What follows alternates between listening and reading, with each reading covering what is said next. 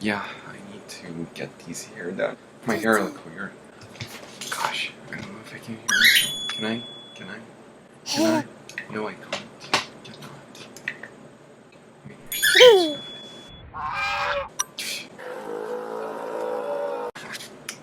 you're Also, do not forget, leave me one of those big thumbs up. Why not? I'd really much appreciate it. So, yeah, I'm waiting. You done?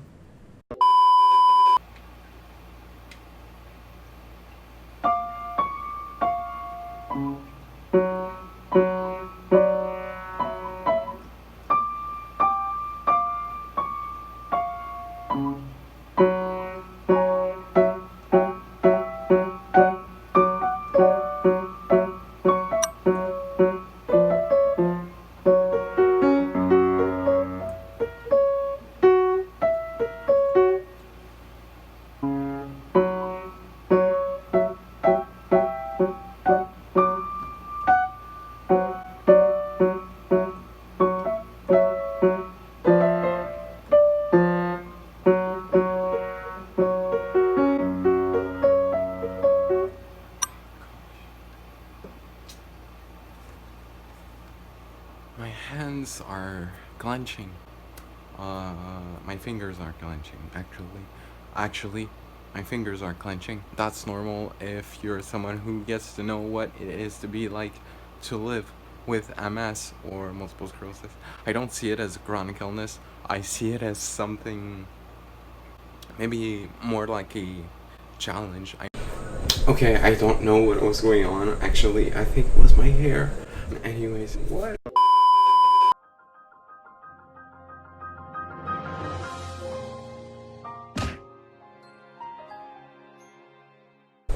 A lot. Anyways, so topic of today's video is going to be about knowing yourself. As Plato said, music and musical expression should be practiced young children. I'm gonna take that out. Oh, I look like a crazy person. That's better. While I'm talking, I'm gonna try to do my thing-ish, should you call it here. So as Plato said in one of his thoughts was that every children should practice music. I know I keep interrupting, just hope this doesn't sound too much. This doesn't make too much sound. My gosh, I know I should get a haircut, but Corona got me like...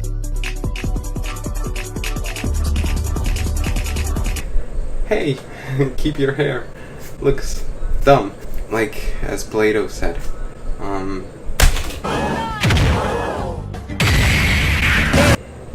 Okay, as Plato said, children should practice a musical instrument, not because they should be an expert in the field of doing musical instruments. Wait. As I read in this book, music should not be forced upon children if they do not enjoy practicing musical. But I have something in my mouth. Music should not be... I don't even know why I'm wearing these. Music should not be forced upon children. We should not force children to practice a musical instrument if they do not enjoy it. It's not to make a professional out of it, it's to organize the mind. If someone does not enjoy practicing violin, they should not do violin. If they do not enjoy practicing piano, they should not do piano. Point is that as long as you enjoy doing one thing, that's what matters. I just want to make it clear because I've read it in this book, Flow. If you didn't see the video, maybe I'll have a link somewhere here. Or if you want to take a look in this book, well, if you want to, maybe if you're curious about this book, I'm gonna leave a link below so you can look. But just because music, in a way, and practicing a musical instrument, that's basically what I'm trying to say.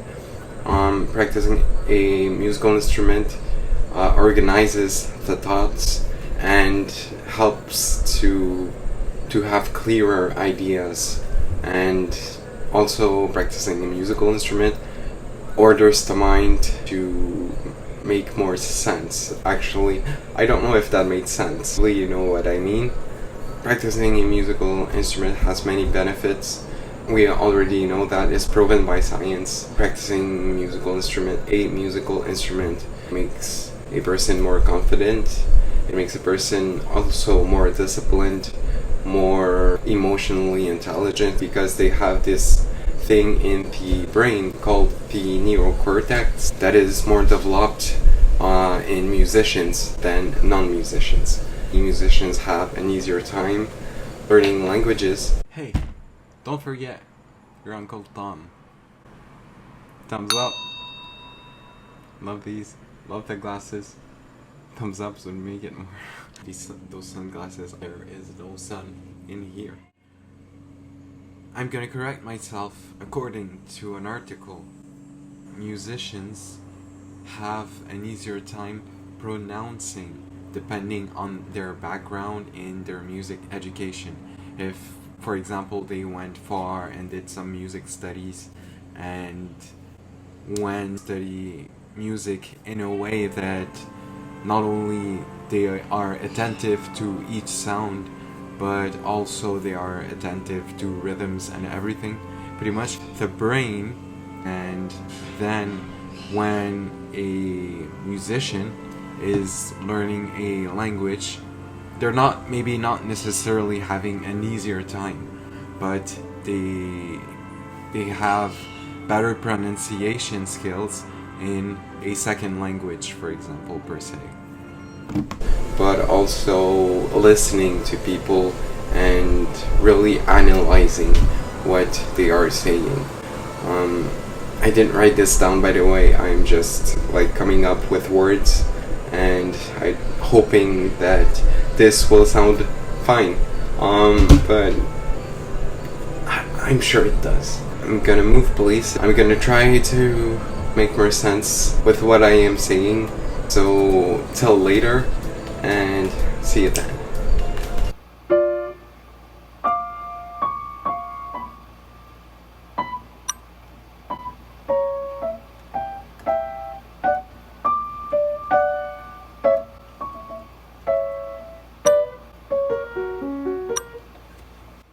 My hands are clenching, fingers are clenching, actually. That's normal if you're someone who gets to know what it is to be like to live with MS or multiple sclerosis. I don't see it as a chronic illness.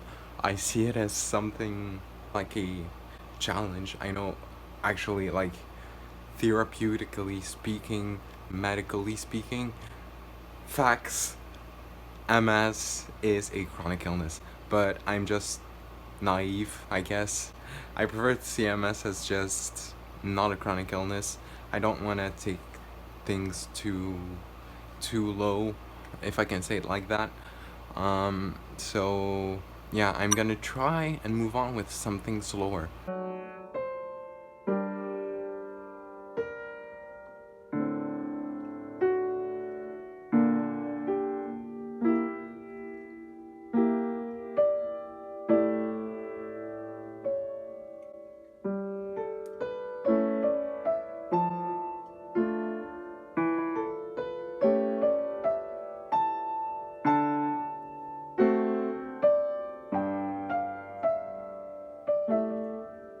I try to take breaks in between, like what I'm doing now, just talking to a camera. It does actually help. And also it's good for the brain. One thing that is not good is that when muscles clench, or like that I don't have the good technique is that my brain remembers that. Muscle memory is something that is great but not so great. So you have to make sure that everything is all great, like you have the right fingering, the right feelings you want to portray, if I can say it like that, the right things. And it's not necessarily just for a pianist, it can be for any instrumentalist. I mean, if you're a singer or a violinist, it's basically the same thing. If you force muscles when singing, they call it the vocal fold. If you force that, it's not good, and it's harder to then try to go with some kind of technique that is going to be easier on you and healthier long term, a technique that is going to be healthier long term.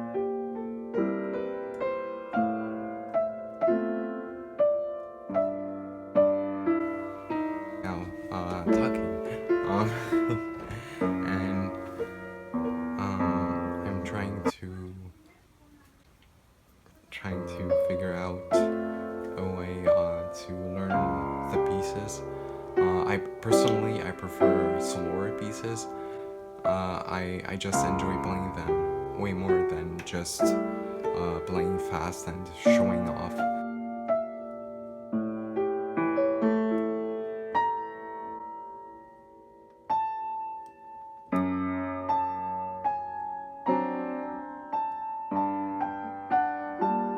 Actually, I prefer slower pieces, not because necessarily it's better for my, I guess, hands, fingers, body, I don't know.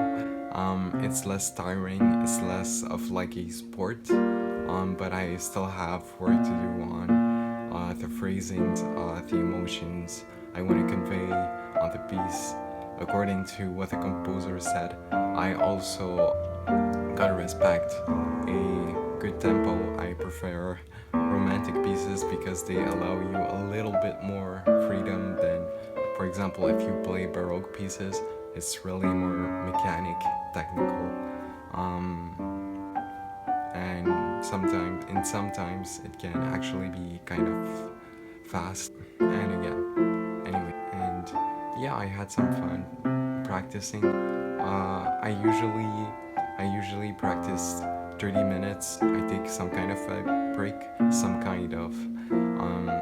usually I work on some things else than practicing, or sometimes I just exercise because it's healthy. I'm gonna stop talking right now.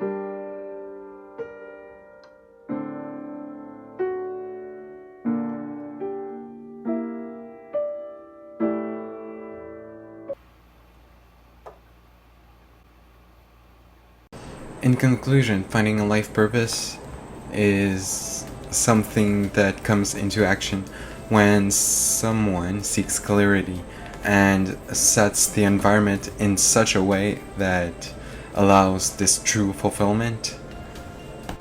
Action, as cheesy as it may sound, is what will ultimately dictate someone's life. But knowing that we are lucky and being conscious that we can live with true gratefulness is what and if.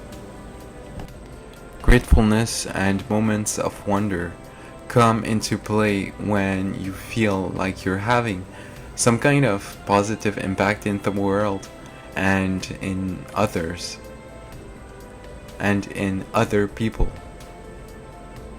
Altruism is what makes us us, or am I wrong?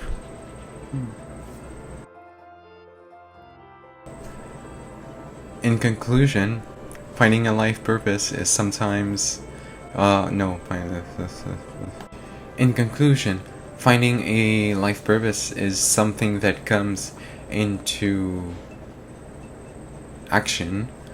It is something that comes into finding a life purpose is something in conclusion. In conclusion, finding a life purpose is something that comes into action when someone finds clarity and the environment is set in a way that allows this true fulfillment. Action, as cheesy as it may sound, is what ultimately will dictate someone's life and ifs.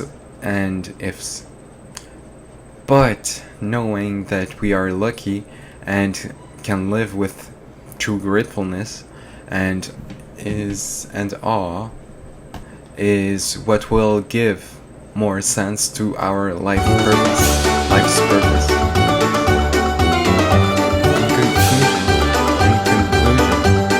In conclusion, finding a life's purpose.